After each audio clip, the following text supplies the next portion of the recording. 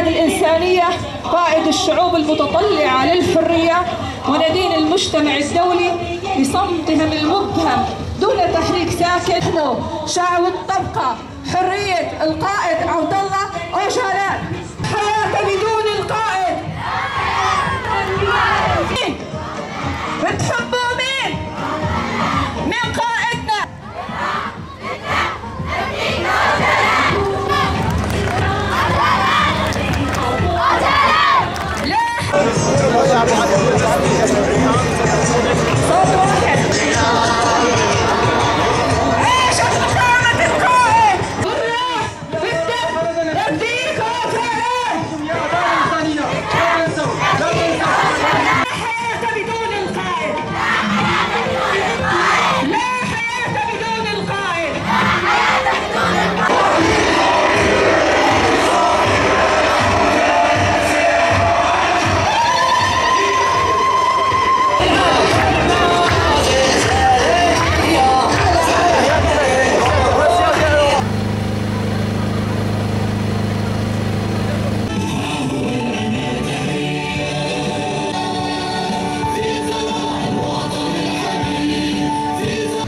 الطبقة بكافة أطيافها، شعبها ومكوناتها وعشائرها الذين بات لسان حالهم واحد، فقد بلغ بهم السيل الزبر من همجية وبربرية تركيا وحزبها الحاكم، ضمن اغتصاب الأراضي السورية وتغيير ديمغرافيتها إلى ضرب مقدرات الشعوب الآمنة ومحاربتهم في لقمة عيشهم وترهيبهم بالمسيرات والمدافع وارتكاب مجازر بحقهم يندى لها جميل الإنسانية.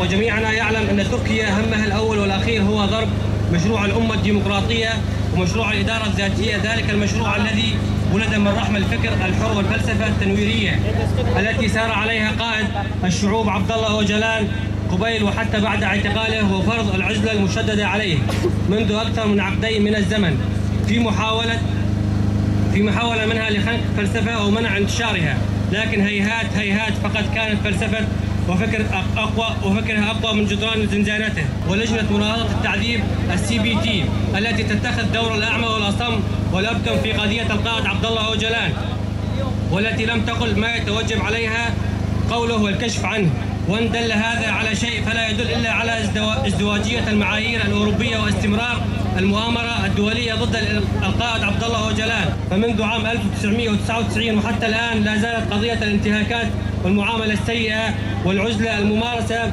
بحق القائد عبد الله أوجلان حبيسة داخل جدران اللجنة الأوروبية لمناهضة التعذيب، وقراراتها التي أصدرتها تبقى حبرا على ورق، وما هي إلا توصيات شكلية لإثبات الوجود ولحفظ ماء الوجه ليس إلا. فخلال أكثر من عقدين زارت لجنة مناهضة التعذيب القائد 9 مرات فقط، لكنها لم تستطع أن تغير من ظروف اعتقاله وسجنه، وما زال الإنصاف غائبا وما زال حجب الشمس عن إيمرالي مستمر. فجميع تقاريرها خالية من أي بند يندد بسياسة الدولة التركية ونظام سجونها المخزي، وكل بياناتها مفتقرة حتى من الانتقادات لحكومة أردوغان. ولولا النهوض الشعبي والمناشدات المستمرة فربما لن تذهب أي منظمة حقوقية لزيارة إيمرالي، فتركيا المعروفة بخرقها للقانون الدولي ولن تنفذ أي قرار حتى ولو كان ملزما إذ تعلق بالقائد عبد الله أوجلان. نطالب جميع دول العالم بالضغط على الدولة التركية للسماح لمحامي القائد وعائلته بزيارته والكشف عن وضعه الذي لا يزال قامضا بسبب أكاذيب لجنة مناهضة العنف CBT. فالشعب قد ذاق ذرعا بها وبالفاشية التركية، ونقول لتركيا ونؤكد لها أنها مهما فعلت فإنها لن تستطيع حجب الشمس بالغربال. فوقفتنا هذه وجمعنا الغفير هذا ووحدة صوتنا وهتافنا هو بفضل فكر وفلسفة القائد عبد الله أوجلان الذي تستميت الدولة التركية لضربها ووأدها. الطبقة 14/12/2022.